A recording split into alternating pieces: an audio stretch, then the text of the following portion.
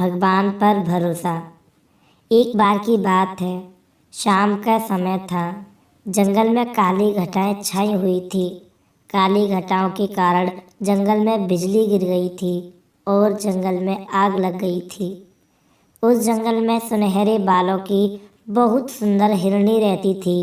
वह शाम को एक नदी किनारे पानी पीने के लिए आई। उस समय उसने नदी के अंदर अपनी चिंता भरी परछाई देखी।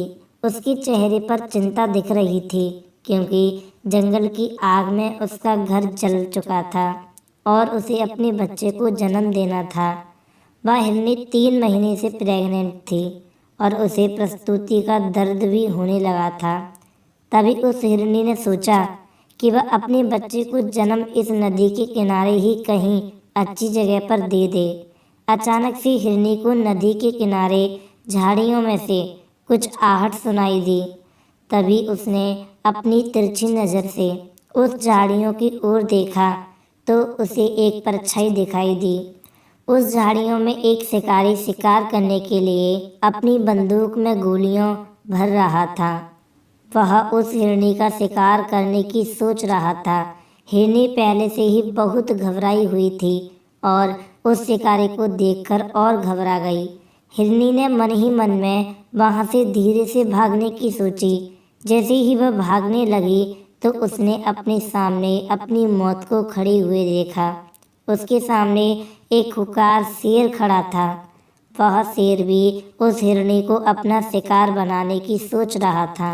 हिरनी ने चारों तरफ देखा, जिसमें एक तरफ वह शिकारी, दूसरी तरफ शेर, तीसरी तरफ जंगल की आग और चौथी तरफ वह नदी।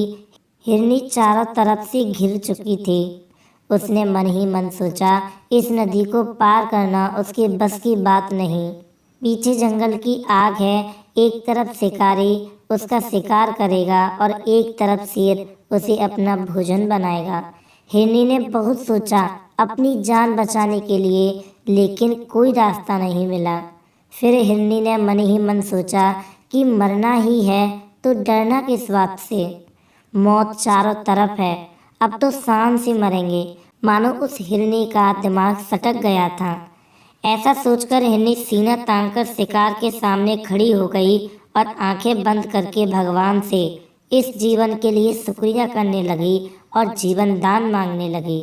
तभी शिकारी अपनी बंदूक से गोलियां भर चुका था और वह बंदूक को हिरनी की तरफ करके कंधे पर बंदूक रखकर हिरनी को निशाना बना ही रहा था कि एक अजीब सी घटना वहां पर घटी।